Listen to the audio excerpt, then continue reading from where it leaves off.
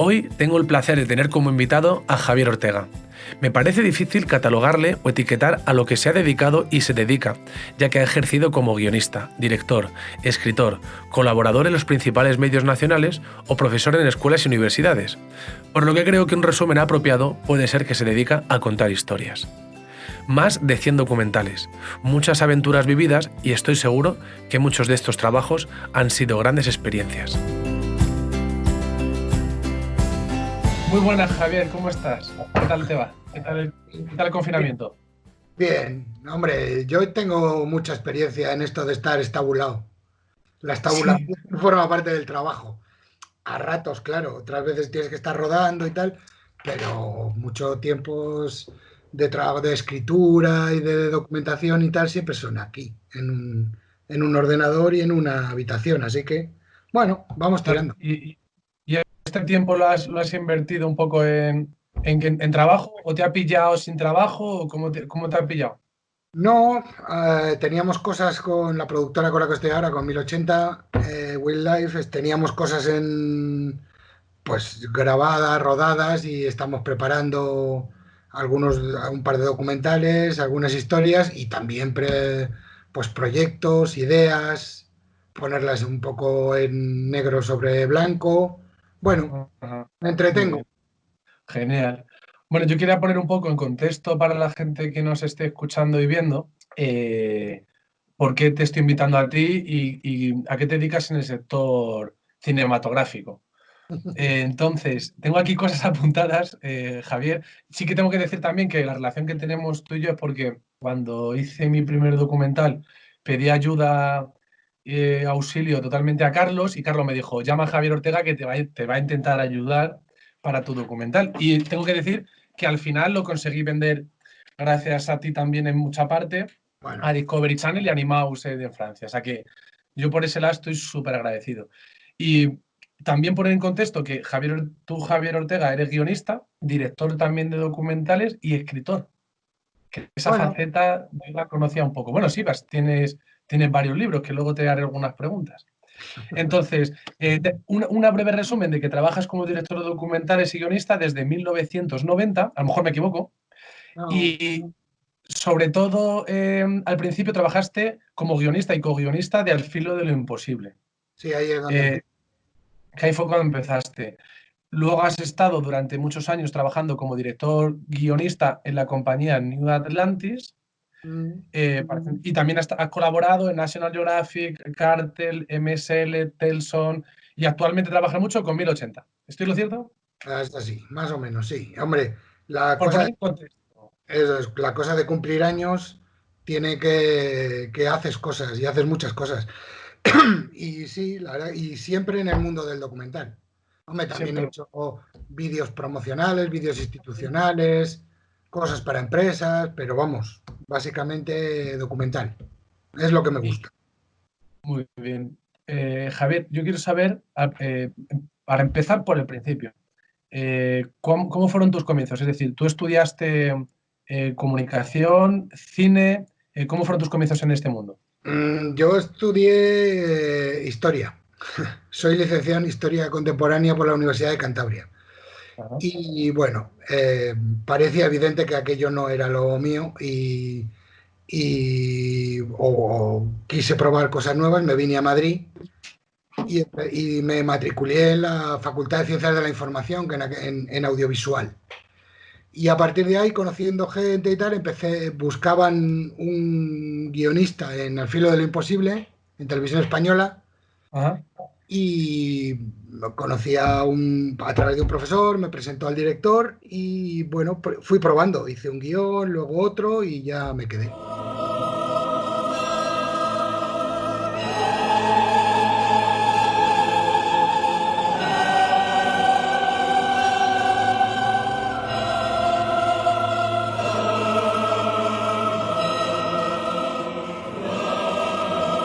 Tu primer trabajo profesional prácticamente fue ya en Al filo de lo imposible.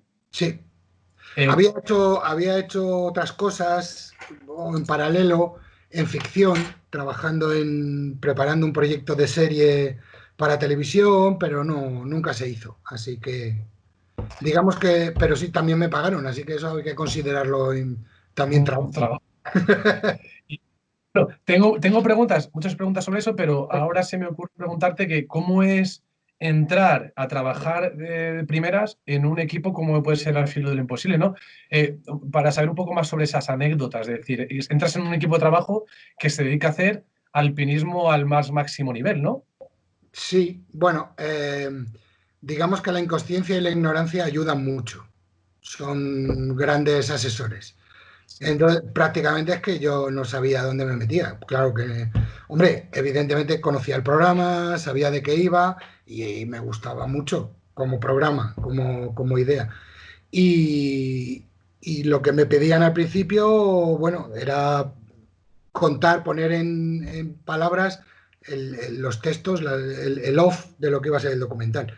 Así que, bueno, fui probando y fue funcionando, pero vamos, una cosa muy, muy natural. Yo digamos que siempre he sido, por eso te decía lo del entrenamiento de la estabulación. Yo siempre he sido de la parte estabulada, fui de la parte estabulada del equipo. O sea, no me iba a las expediciones, no escalaba, no pasaba frío, no comía mierda, no dormía en la roca. O sea, yo tenía tenía un estatus privilegiado. ¿Y Se y iban, cómo hacía? no, Dime, dime. no, que lo bueno era que ellos se iban, traían una estupenda historia y nosotros la teníamos, yo con el director teníamos que darle forma, que es fantástico. Y Y sí, dime. ¿cómo hacías para ponerte en el...? Porque muchas veces la parte de guión que te tocaba realizar era ponerte en el lugar de estos escaladores, ¿no? Bueno, yo conocí a un director que decía que escribir de lo que se sabe no tiene mérito. Lo que tiene mérito es escribir de lo que no tienes ni idea. Entonces yo de escalada evidentemente no tengo ni la más remota. O sea, conocía que era el Himalaya, pero ni sabía lo que eran los 8000 ni nada. No, pero al final, cuando te pones delante de una historia, al final todas las historias basan en lo mismo. Protagonistas, conflicto y viaje y trayecto para superar ese conflicto. Y a partir de ahí inventábamos historias. Tuve la suerte de que el director, Sebastián Álvaro, siempre estaba convencido de que nosotros lo que teníamos que hacer era contar historias, no hacer reportajes. Es decir, la parte, digamos, periodística, que ha sido yo creo que uno de los grandes castigos que han caído sobre el documental en este país, pues se quedaba fuera. Nosotros no contábamos, no hacíamos reportajes, nosotros contábamos historias. Entonces, esas historias requieren unos personajes y requieren una trama, requieren un conflicto y requieren un viaje. Y siempre en cada historia, cuando se preparaba una expedición, buscábamos eso. Buscábamos llevar preparado, pues claro, evidentemente a una expedición a un 8000 no puedes llevar un guión cerrado, porque puede que no pasen del campo base, o puede que no pasen del campo 2 o puede que hagan cumbre de un tirón y ya se acabó todo. Entonces, pero sí que evidentemente teníamos que llevar claro quién iba a protagonizarlo, cómo iba a hacerlo, qué historias podíamos contar en paralelo, cómo es la vida de los Serpas, etcétera, etcétera, etcétera. Es decir, llevar un poco de idea previa. Y a partir de ahí, cuando volvían, y sabíamos qué había pasado, armábamos el guión, digamos, la estructura, y luego se montaba y le poníamos off. Lo último es, aunque mucha gente piensa que el guión es escribir lo que dice el locutor, con esa voz de ultratumba, eso es solo una parte del trabajo y ni siquiera es la más importante. La importante es armar la película para que tenga interés, para que atrape al espectador desde el minuto 1 hasta el minuto 52 o hasta el minuto 90. Esa parte justo me interesa mucho hablar un poco más, hacer más hincapié ahora, que es el proceso de trabajo de guionista o de guión. Es muy importante, no más importante, es muy importante que comience desde el principio, cuando nace la idea, o por el contrario, también podría ser beneficioso para el documental hacer simplemente la parte de off. ¿Crees que puede aportar mucho más desde el principio? O sea, yo sé que es una obviedad decir que sí, pero me No, gustaría que des tu opinión. la teoría dice que de un guionista como en el ficción, es decir, si es que yo me apropié de una definición que decía Elías Querejeta, él también hacía documentales, y muy buenos, por cierto. Y él decía que él no hacía, que él hacía películas documentales, que es un género de cinematográfico, como es el western, como es el cine negro, como es el melodrama. Entonces, evidentemente, el guionista es el primero en llegar y debe ser de los últimos en irse. Eso es la teoría. La práctica es que, tío, cuando te pille, es decir, puedes llegar a un proyecto ya avanzado, pero eso también pasa en ficción. Quiero decir, de repente han hecho una película que no funciona y llaman a un guionista para intentar arreglarlo o darle otro aire o etcétera. Entonces, lo mejor que estés desde el principio. ¿Por qué? Porque para darle una coherencia y sigas el proceso desde el minuto uno hasta la sala de montaje, que es donde ya acaba tu trabajo. En el No, caso no de... antes, sino durante el montaje también debería estar el guionista. De hecho, en Alfilo, y bueno, y siempre que puedo, yo acompaño al proyecto hasta el final. Hasta que el director, si soy guionista, claro, si lo dirijo yo no hay problema, pero si soy solo guionista, hasta que el director dice, hasta aquí, esto es la historia, esta es la que vamos a contar. Entonces ya entra en procesos finales la película, claro. Así que por ejemplo, es importantísimo. durante los rodajes de Al filo de lo imposible, ¿cómo era el proceso de trabajo de guión? Es decir, eh, primero se planteaba la idea, escribíais, rodabais y luego lo terminabais, o durante el propio rodaje también tú ibas dando nociones. ¿Cómo era el proceso? A ver, estamos hablando de la Edad Media. O sea, estamos hablando de los tiempos, eran tiempos fantásticos en los que tu jefe desaparecía de tu vista durante meses y tenían un teléfono de emergencias con suerte. Ujú. Entonces, la comunicación prácticamente era cero, no había, porque, o sea, no había internet, no había nada. Cuando nosotros, por ejemplo, en Alfilo, cuando consiguieron por fin un teléfono vía satélite, un Turaya, aquello fue una maravilla. Y pero eso ya fue en la expedición al Polo Sur, joder, no me acuerdo cuándo fue, yo creo que a finales de los 90. Entonces, evidentemente, durante el rodaje, lo que había era mucha charla previa, durante la preparación, que también eran procesos muy largos. O sea, eran expediciones pues muy complejas desde el punto de vista de producción y también desde el punto de vista de la historia. Entonces, antes hablábamos mucho, tratábamos, pensábamos quién iba a hacer estoy hablando de alpinismo, pero también de buceo en cuevas, de vuelo desde volcanes, de salto en caída libre. Y luego y entonces eso era primero hablar, ellos hacían lo que podían, pues claro, se hacía lo que se podía. Porque a veces nos pasó de que llegaron a la cumbre y la cámara no funcionaba. No teníamos imágenes de cumbre. Se había, Claro, se había congelado. sí, sí. Claro. O sea, bueno, y eso que iban con cine. Te estoy hablando de rodar con Bollier de 16 milímetros, cambiando chasis cada 10 minutos en un saco negro a 7.000 metros a 30 grados bajo cero. Madre mía. Quiero decir que trajeran imágenes era un milagro absoluto. Entonces, Total.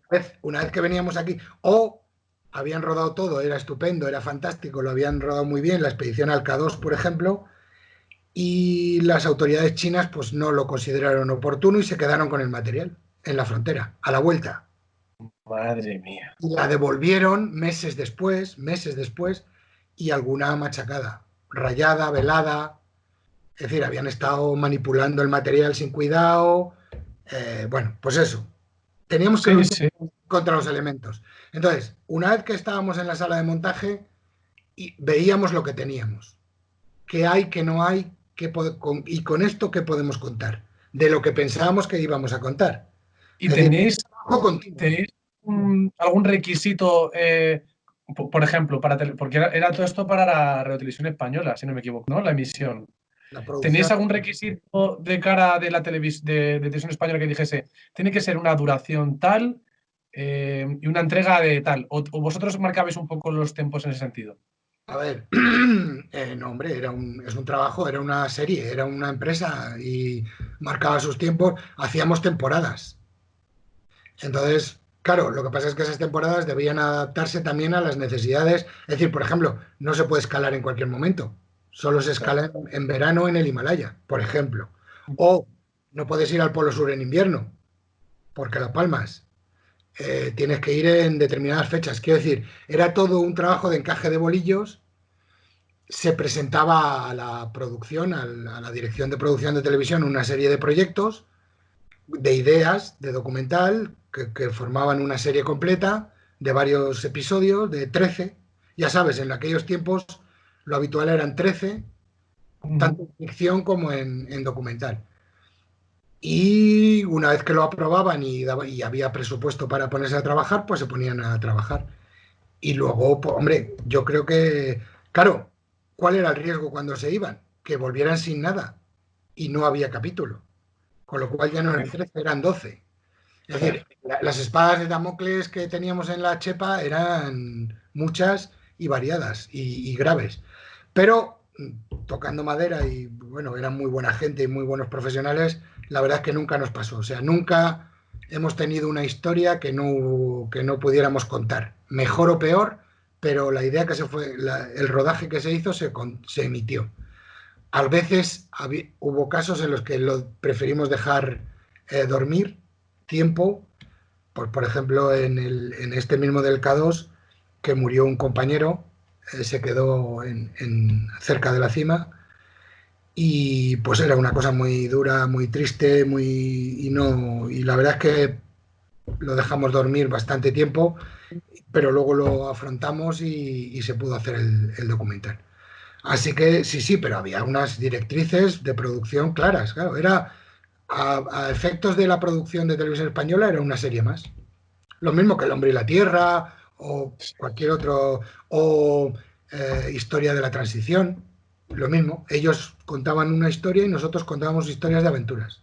Que para los que nos encantan las aventuras, o sea, yo siempre te lo he dicho a ti, que es que lo hemos mamado desde pequeños, ¿no? Sobre todo mi generación, que hemos mamado eso al filo del imposible. Yo me acuerdo de pequeño de ver la televisión y ver a mi familia con Al filo del imposible. Es como ahora lo que le ha ocurrido, por ejemplo, a la gente más joven con Desafío Extremo, ¿no? Mm, Que han pillado esos documentales de aventuras, pero bueno, de Calleja y su equipo, ¿no? Por ejemplo. Y bueno, pasando de Al filo imposible, porque es que podríamos tener 6 horas y 2 semanas con Al filo imposible. Después de trabajar, bueno, ¿terminó por qué motivo Al filo de lo imposible? O sea, no, ¿dejaste de trabajar o cambiaste tú porque antes de que terminase? sí, sí, ellos continuaron bastante tiempo después y con otros capítulos, pero yo creo que necesitaba cambiar y ya había aportado lo que yo creo que podía dar y me gustaba, me apetecía también dar el salto a la dirección, si fuera posible, y entonces decidí que era mejor cambiar de aires. Y hubo, como siempre, yo que he tenido suerte y apareció la posibilidad de trabajar en New Atlantis y aunque empecé también con un con un documental de aventura, una historia sobre una vuelta al mundo en un velero, en un catamarán, en concreto un récord del mundo, la Copa Julio Verne se llamaba. No es un promontorio de tierra más que divide dos masas de agua como el resto de los cabos de la Tierra. Es el rey de los cabos.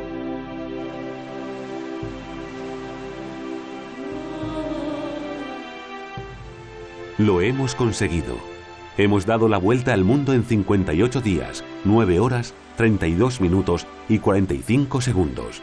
Y había un marino español enrolado en la tripulación, aunque la dirigía, era de patrocinador americano. Y a través de esa historia ya la escribí y la dirigí para New Atlantis y ahí ya continué. Pero ya haciendo otras cosas, no tienen nada que ver. Vamos, ahí hice, por ejemplo, un par de capítulos para una serie que se llamaba... ay, ¿cómo era? Era sobre el patrimonio nacional, palacios reales de España. A mí me tocó Aranjuez y también me tocó los conventos de las Descalzas y de la Encarnación. Fíjate el cambio. Hablar de monjas en el siglo XV, XVI, desde alfiles. Claro, y eso es una pregunta que yo me hago y que seguramente mucha gente se haga. El proceso de trabajo de guión, obviamente tiene que haber, entiendo yo, una técnica detrás, ¿no? Que tú durante los años sí se irá depurando, pero también la pregunta es, ¿debes nacer un poco con ese don de escribir y de poder narrar historias y de contarlas? ¿O es una técnica que se debe ir aprendiendo? A ver, decía Borau, era un gran director de cine español, José Luis Borau, y un gran profesor, decía que a escribir guiones se puede aprender, pero no se puede enseñar. Ujú. Y yo creo que está muy bien dicho. Quiero decir que evidentemente la experiencia es un grado a la hora de enfrentarte a contar una historia y es importante. Y hay que tener un poco, pues eso, de sentido narrativo. Yo creo que fundamentalmente tener clara la idea, es decir, no eres un periodista, eres un contador de historias, que trabajas con un material muy delicado que es la realidad. No la verdad, la realidad. Entonces, a partir de ahí, quiere decir que nosotros tenemos mucho más limitaciones que una ficción. Ujú. Nosotros no podemos, es decir, no podemos hacer que la gente suba una montaña volando cuando se pone un disfraz de araña. O sea, no. Nosotros tenemos que contar, tenemos que trabajar con lo que ocurre, de verdad, delante de la cámara, con la realidad. Entonces, pero utilizando todos los mecanismos, todos los trucos, todas las posibilidades que te ofrece la narrativa. En este caso, para ti, ¿cómo ha sido más fácil o qué te ha gustado más? ¿Trabajar de manera solitaria trabajando un guión o trabajando con equipo de guionistas dirigiendo o tú no, o no dirigiéndolo? Es algo que me lo pregunto mucho. Es decir, ¿es fácil trabajar con equipo de guionistas? ¿Hay unos patrones a seguir? Depende de las personas, como siempre. Es Ya. un equipo. A ver, yo entiendo también este trabajo fundamentalmente como un trabajo de equipo. Es decir, esto es que todo lo hacen ellos solos, pues hay cuatro genios, pero aún así hasta los genios se buscaban un ayudante. Siempre alguien que te dé otra opinión será útil. Si está por la labor de ser positivo y de aportar. Entonces, tener con quién confrontar, con quién discutir, con quién hablar las cosas, con quién que alguien te diga no o a alguien a quien tú decir no siempre es útil. Estoy totalmente de acuerdo, sí. Yo creo que esto, y sobre todo es que este es un trabajo de equipo. Es decir, es que alguien desde vestuario, desde atrezo, desde decoración, desde la dirección de la cámara, te puede aportar algo que a ti se te había pasado y que le viene muy bien a la historia que estás contando. Aunque tú te hayas tirado 3 años metido en una cabaña en mitad de picos de Europa escribiendo tu maravilloso guión. Entonces, si están por la labor de aportar y de trabajar a favor de obra, toda opinión es útil, aunque luego no la compartas o no la valores. Pero el hecho de que te haga pensar, a mí me parece útil. Entonces, trabajar en equipo para mí no ha sido muy complicado. Depende de la gente, claro, como siempre, claro. Si hay Y, feeling, si hay buen rollo, pues sí, estupendo. Es más y importante eso. es sobre todo el trabajar con un equipo en el que tú te sientas a gusto, obviamente, ¿no? Es como todo. Pero eso en cuanto es notar que todos estamos por lo mismo. Si vamos a contar una buena historia, pues venga, vamos a con ello. Y cada uno aporta lo que buenamente puede. Hay gente que la entiende mejor, que la entiende peor, pero eso también, o sea, el que la entiende peor dice, oye, esto no lo entiendo, pues a lo mejor ese es el espectador. Y tú estás dando por supuesto tantas cosas porque te conoces también la historia que la estás dando por supuesto y resulta que la estás haciendo ininteligible para el espectador. Pues está muy bien esa llamada de atención, que te dice, que esto no se entiende. O este salto, ¿a dónde vas? ¿O cómo han llegado hasta aquí? Sí, sí. Todo eso es útil, porque lo que importa, que es que tú vas a contar una historia y esa historia no tiene sentido si alguien no la ve y no la entiende. Y eso es lo fundamental, contar una historia que sea atractiva para los espectadores. Ya está. Ese es nuestro trabajo. Cuando te sientas a escribir en tu espacio de trabajo, imagino que tendrás tus rutinas o tus, llámalo, rituales. Pero sobre todo me refiero cuando estás escribiendo y pensando, ¿tú estás pensando en el espectador o es algo que eliminas completamente del proceso de guión y No, te no, centras más en la idea? no, no, no, no, no, no. Vamos a ver, el espectador es el principal. Es decir, yo cuando estoy dándole, por ejemplo, en el tema de escribir, yo puedo coger el diccionario de sinónimos y ponerme estupendo y utilizar 20.000 y utilizar sinónimos latinos, pero eso no tiene Sí. sentido. Tú tienes que contar la historia, que se entienda, y eso tiene que estar presente en cada palabra que escribas, Ujú. todo el rato. Lo de los rituales y eso, bueno, Ya, Hemingway dicen que afilaba 5 lápices antes de empezar. Bueno, bueno. me lo creo. Sí, Después de cinco y, daiquiris. y Ramón Gómez de la Serna escribía de pie en 3 sitios diferentes, y iba de un lado a otro. ¿Cuál Bueno, es el tuyo, Javier? ¿Cuál es tu bueno, ritual? encender el ordenador. Ese, ¿no? Bueno, ¿tú te ponías música clásica o no? No eras tú el que... de vez Sí, en cuando. a veces me viene bien un poco de ruido, otras veces no. Depende. No, no soy muy maniático. No soy muy maniático. No, Eh, no, no le veo. Cuando te enfrentas al folio en blanco es que la historia no está clara. Es decir, si no sale es porque tu historia no está clara. Y entonces lo que hay que hacer es o irte a dar una vuelta o dejar de pensar en ella o volver y sentarte y, como decía Picasso, que la inspiración te pille trabajando. claro. Hay ¿Cuándo mucho, fue, mucho que borrar. y cuándo fue el momento en el que te tuviste el paso a dirigir? Que no es que hay que dar un paso a dirigir, sino que cambiaste de foco, es decir, pasaste de guión también a dirigir otros proyectos. Quiero saber cuáles han sido y cuándo fue el momento en el que te enfrentaste a dirigir tu primera película. Fíjate, pues ese que te contaba, el del Cheyenne, eh, estábamos ahí, vamos, surgió la oportunidad de que podíamos grabar esa historia, podíamos darle una cámara al... Claro, vamos a ver, podíamos grabar la historia hasta cierto punto, era muy al filo de lo imposible, porque en una vez que el barco partía, levaba anclas, daba la vuelta sin escalas. La idea era batir el récord de dar la vuelta al mundo en menos de 80 días. Bueno, ya en aquella época ya el récord ya andaba por 70 y tantos y estos lo hicieron en 60 y no sé pocos. Madre mía. Entonces, evidentemente lo que podíamos grabar era escaso. Pero surgió la oferta, es que de una manera muy inconsciente, o sea, pues, ¿lo hace? Sí, lo hago, pues venga. Y entonces fuimos a Plymouth, que era donde tenía la base el barco, y ahí estuvimos grabando el barco, eh, eh, los preparativos, entrenamientos, hicimos planos de recurso para luego utilizar y luego le dimos la cámara a nuestro español, a Guillermo Altadil, que es un grandísimo navegante, uno de los más grandes, creo que es el español que más veces ha dado la vuelta al mundo navegando, o sea, un número uno de su trabajo.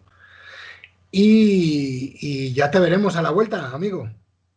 Ahí sí había comunicación, pero sí le íbamos dando indicaciones, pues que hablara claro, que hiciera entrevistas. Ya se le había comentado, hace entrevistas a los compañeros, cada vez, si pasa cualquier cosa, grábalo, pues tuvieron unas roturas, mares en calma, el paso del Ecuador, hacen una ceremonia muy divertida, todo eso había que grabarlo, claro. Y lo hizo, bueno, lo hizo, hasta que un día se puso creativo como director, él, director de fotografía, y se le ocurrió coger la cámara, atarle un cabo y sacarla por fuera de la cubierta. Ostras. Y la cosa iba muy bien hasta que una ola Uf, la caló, vamos, la mojó.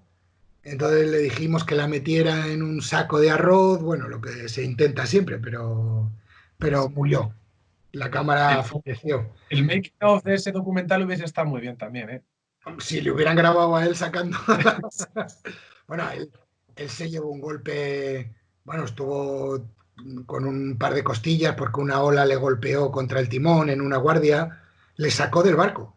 Ostras. Claro, ellos van al límite, van de carrera, es un Fórmula 1 del mar. Sí, Entonces buscan el sur, en la zona del Pacífico sobre todo, bueno, todo el Atlántico, el Índico y el Pacífico, claro, están cerca ya de la Antártida. Y ahí ese mar es muy serio. Y una ola lo sacó Estaba al timón, llevando el barco por la noche y una ola lo sacó fuera, claro, van encordados, claro, con seguridad, y lo dejó colgando como la cámara que él había sacado, pues le pasó a él. Entonces, bueno, todas estas cosas, eso no lo tenemos grabado, pero sí que él está dolorido, tal. Sí. Bueno, como siempre, entre las cámaras del resto de la tripulación, las cámaras de fotos, de unos planos y tal, conseguimos sacar la película adelante. Y ahí fue la ¿Y primera. dónde está ese documental? ¿Se puede ver online en alguna plataforma o tienes que acceder a la Filmoteca o dónde Yo puedes...? creo que New Atlantis lo sigue teniendo en su web y en YouTube. Se llama La aventura del Cheyenne. Cheyenne como los indios. Yo habré puesto algunas imágenes mientras hemos estado charlando sobre el documental, pero claro, es a ver si lo puedo conseguir entero para incluso poner un link abajo con el documental. Pero bueno, me enteraré, hablaré con quien tenga que hablar, a ver si lo consigo. Sí, lo buscamos. Sí, es de hace 1000 años. Vale, bueno, pero Podemos sí. buscar. Bueno, imagino que después fue cuando ya también coincidiste, pero claro, ya a lo mejor me estoy adelantando mucho en el tiempo-espacio con Carlos y 1080, porque yo no sé cuántos años lleváis trabajando juntos, Sí, pero no, son muchos o algo entre medias ha ocurrido también, ¿no? sí, mucho. Pues Sí, cuéntame. estuve en New Atlantis varios años, haciendo varios proyectos gordos, series. Hicimos una serie sobre el agua para la Exposición Universal de Zaragoza. Estuve rodando en Turquía en una coproducción entre New Atlantis y National Geographic. En ¿Sobre la- qué? Era sobre un proyecto muy bonito de ayuda a niñas de zonas rurales de Turquía, una organización que las ayudaba a seguir estudiando. Y entonces estuvimos rodando pues donde ahora está todo el follón, en la frontera entre Turquía y Siria, Sí, en la sí. zona kurda, la zona del Kurdistán turco y bueno, estuvimos en la frontera con Siria, vamos, por donde están pasando ahora todos los refugiados que pueden. Y Allí sí estuviste, o sea, me refiero, perdona que te corte, cuando no siempre has estado trabajando desde casa, a muchos rodajes has asistido, ¿no? sí, sí, en Al Filo no, y algunos fui, algunos cuantos, pero no, claro, aquí es que cuando vas de director no entiendo, o sea, hay que ir. O sea, si eres el Porque director del documental tienes que ir. en estos documentales de New Atlantis, en casi todos ejercías de director y guionista también de ellos. ¿O qué puestos tenías ahí? Sí, sí, dirección y guión, y algunos colaboré solo con el guión y lo dirigía otro, pero fueron menos. Casi todos eran dirección y guión. ¿Y con quién trabajabas? ¿Qué profesionales estaban también trabajando contigo? Yo qué sé, Israel del Santo, que está ahora trabajando para Movistar, mu- Sí, gente, con directores de fotografía, sí, bueno, sí, con, sí. con gente ¿cómo se llama? Es que soy muy malo para los nombres, Ya, ya. ya no me acuerdo, pero Esperemos que no lo vean. Esperemos que no lo vean y ya está. eso es. Pero, ¿Y cuántos años estuviste en New Atlantis dirigiendo y trabajando de guionista? pues yo creo que fueron como 5 o 7 años, por lo menos. Sí, sí, un montón. ¿Y lo recuerdas como una etapa también igual Hombre, de buena que Aquilo, ¿no? fue muy útil, fue muy, muy, muy útil. Fue muy interesante, fueron proyectos muy diferentes, ya te digo, lo mismo estaba en Aranjuez, que era con actores incluso, o sea, con figurantes, vestidos de época, con lo cual había que cuidar el vestuario, elegirlo, localizar, ensayar, prepararlo. Había una secuencia en la que Farinelli estaba cantando al rey Felipe V con un cuarteto de cámara. Madre mía. O sea, es real. O sea, los chavales tocaban de verdad, eran buenos. Entonces, quiero decir que era. Pero también estaba el Chayano, estaba la serie sobre el agua. Es que eran muchos proyectos muy diferentes y eso me gustaba mucho. La idea de tocar muchos palos diferentes y abordar diferentes proyectos estaba muy bien. Me gustaba mucho. Eh, ¿Ahí trabajabas contratado o tú eras un freelance para New Atlantis o cómo funcionaba? Autónomo anticapitalista, todo el rato. Autónomo. Una vez que dejé al filo, en al filo sí tenía contrato, pero una vez que dejé al filo ya he trabajado siempre como autónomo. Desde 2003, sí. Dice Hacienda que desde 2003 soy autónomo.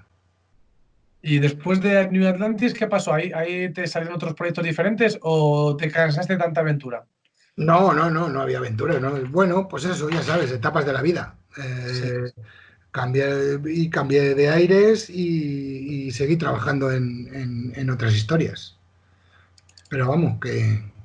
Uh, Tengo una pregunta, Javier, que es, ¿cuándo ha sido, en qué momento de tu carrera profesional ha sido el momento que te lanzaste a escribir también libros? Porque tengo aquí apuntado, yo tengo un libro tuyo que me regalaste, que me he leído, que me encantó, pero aparte he descubierto que hay un libro que se llama Las 80 ¿cómo es? Perdona.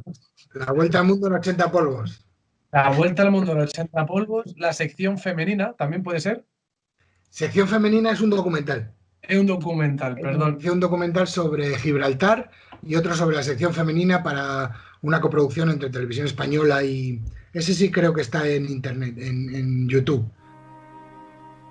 Me acuerdo, íbamos uniformadas, con unas camisas y unos delantales que nos cubrían mucho. Y luego dábamos de comer allí en el comedor y luego íbamos a darlo a los pobres por las casas. Los que no podían ir íbamos por las casas.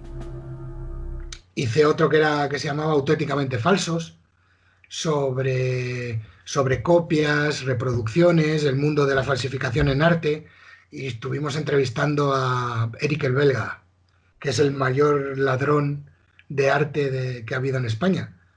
Iba a los pueblos y saqueaba iglesias.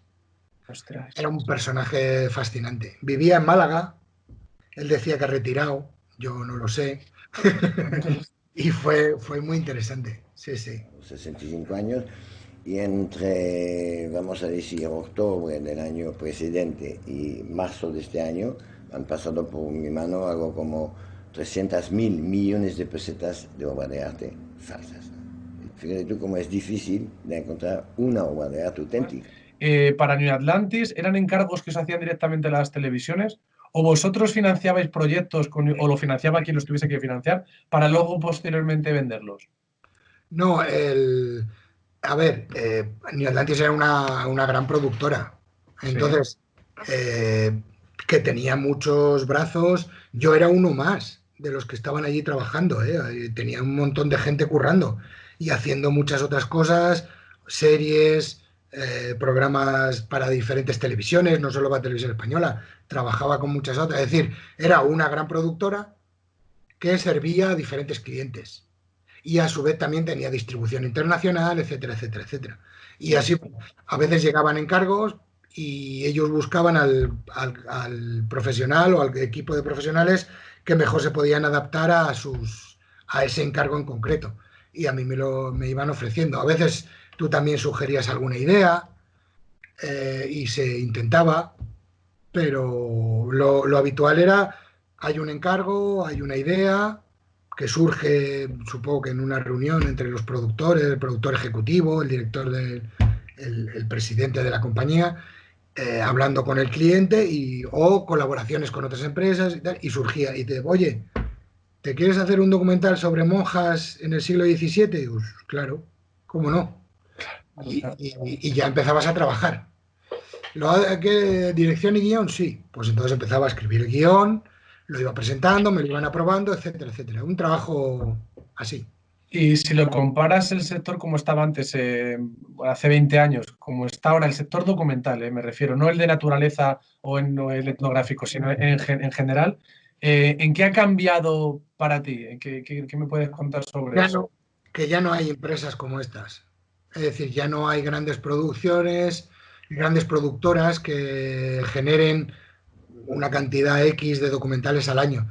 Ahora cada proyecto surge, hombre, las hay, pero a mucho más pequeño nivel. Entonces, que producen X número, pero no con esta capacidad de tener, yo no creo que, no exagero, igual New Atlantis podía tener 5, 6, 7 proyectos en marcha a la vez. Y Televisión Española no te digo. O sea, tenía cantidad. Ahora se trabaja un poco, pues eso, por proyecto, por grupo, por momento, y tú haces el trabajo lo haces, lo ruedas, lo vendes y a por el siguiente. No hay esa continuidad. Por otro lado, es un momento dorado para el documental. Es decir, ahora mismo en las plataformas siempre hay algún documental que está entre lo más visto, lo que más interesa. Ahora mismo el fenómeno del Tiger King en Netflix es un ejemplo, pero lo fue Wild Wild Country. Buenísimo. Hay otros ahora como The Inventor o Macmillions. Hay muchos, o lo que está haciendo BBC. Bueno, BBC es otro ejemplo. BBC, por ejemplo, es ese gran gigante que todavía sigue. Terra Mater, que es una productora austríaca también, pero eso, en el mundo de naturaleza sí que se mantiene esa antigua estructura, pero en el mundo del documental de otro tipo tiene más que ver con el proyecto concreto que lo sacan adelante pues como una película. Es decir, ya no hay tampoco grandes productoras, ya no hay Metro-Goldwyn-Mayer, bueno, sí, Marvel, etcétera, pero lo habitual, por lo general, son proyectos que se van fabricando de uno en uno hasta el final. Y eso creo que es la gran diferencia de lo de antes. Metro podía tener 50 películas en marcha cada año y ahora cada productora pues tiene un X película que produce y distribuye.